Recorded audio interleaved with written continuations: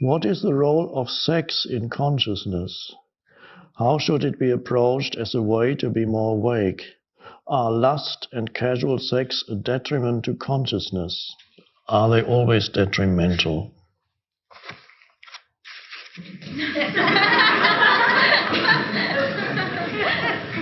Well, let's see if I can remember.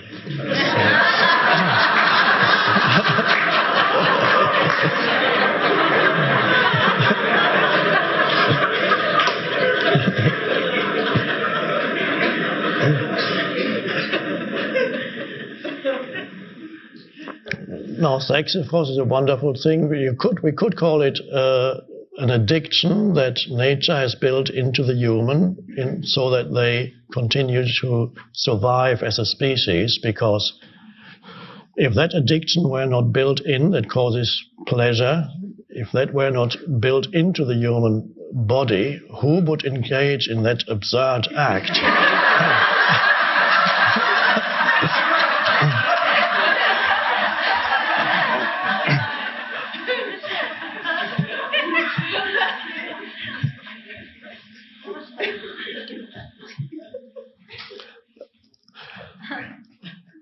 It does have because it's such a pull, it does have a tendency of making humans unconscious. You may have observed it in yourself when it takes over. It's a very strong pull that you go. Or you may go into your mind. So it's either out there, or you go.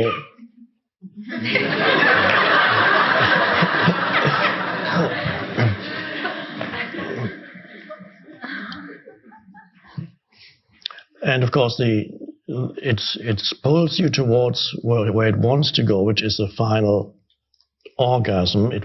That's where it wants you to go. Tantra is an ancient Indian way of engaging in sexuality without losing consciousness, but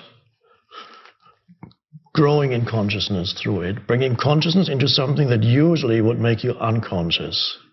And the simple thing is to become the observer at any stage, so that let's say the sexual impulse arises for whatever reason, you see something or think of something or someone rather, to bring awareness to it without needing to take it anywhere, to bring awareness to it and just feel it and sense it and be the awareness for it.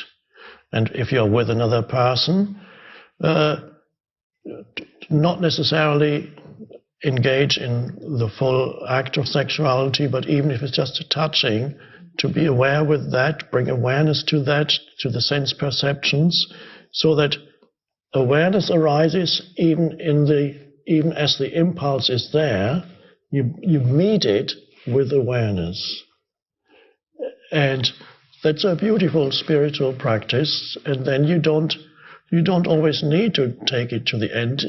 You can actually enjoy it more than when it takes you over and makes you unconscious. I called it an addiction. It really becomes a true addiction when it takes over your mind, and then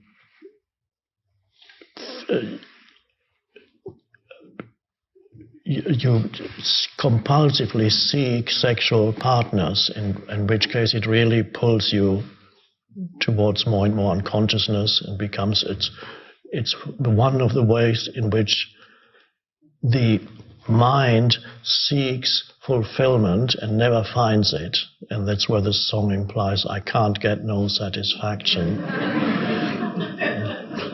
And then you need the next fix. It can become a true addiction in the conventional sense, like a drug.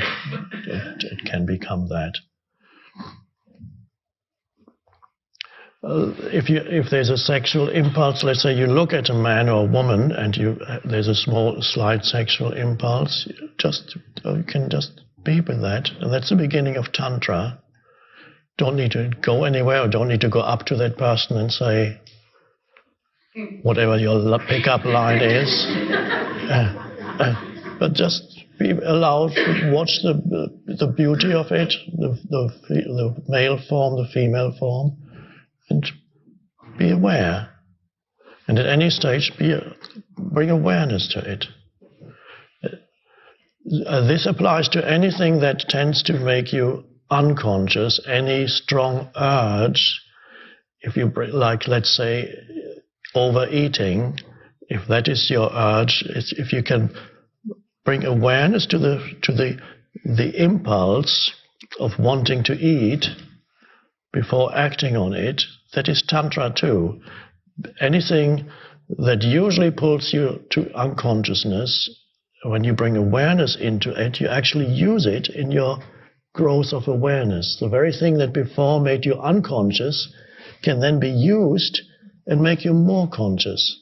So if your impulse is to overeat, and in the middle of the night you find yourself, without you knowing it, you got up and your hand is on the refrigerator door, and in that moment you wake up, truly wake up, and feel the urge to open the door and take out the chocolate cake, then you can observe the impulse inside you, and you can sit down for a couple of minutes and feel this urge to indulge in the need to take something in, and feel it fully. And you may find sometimes it subsides as you bring awareness to it. It begins to subside. If it doesn't subside, maybe you still have to eat the chocolate cake, but at least there was some awareness and if you bring awareness into the eating, because it's only you really overeat when you lose awareness. If you eat consciously, we have Janine here who wrote a book about it. She could talk to you much better, explain it much better than I can. So bring awareness to the act of eating, then I believe, I've never actually had the problem of overeating. I've had other addictions, but that wasn't one. If you bring awareness to it, the desire to overeat, I would say, would quickly subside if you eat consciously. So anything that pulls you usually towards unconsciousness, use it as awareness practice. There could be any other addiction too, whatever substance you use. Feel the need inside you, feel it arise, watch it, observe it, allow it to be there, so that it doesn't take you over. It's only when you're unaware that these things can completely take you over. So you're not fighting it as such. Awareness never fights it. Awareness is really the space in which it arises, and because you're not fighting against it, you're not pushing it down. Don't do that with sex, because they've tried that for hundreds of years. Ascetics, religious practices, pushing it down, it makes it far worse, because then it seeks channels that are actually quite destructive. Because sexuality is such an enormous urge, you can't push it down. Rather than pushing it down, it would be preferable to have a different sexual partner every night. It's probably preferable to pushing it down. So that's not the answer. But to meet it in awareness, that's where whatever would usually be an addictive urge that makes you unconscious, meet it in the space of awareness, where then it comes in there and it goes, and maybe another wave comes, and in that spaciousness that you are, it comes in and it's like a dark cloud. It comes into the space of the blue expanse, and then it goes, and then another one comes. So whatever the impulse is, awareness is the answer, not fighting against it. And of course, cutting the link also between, in sexuality, especially the link between thinking and the sexual urge. Otherwise you can keep you awake at night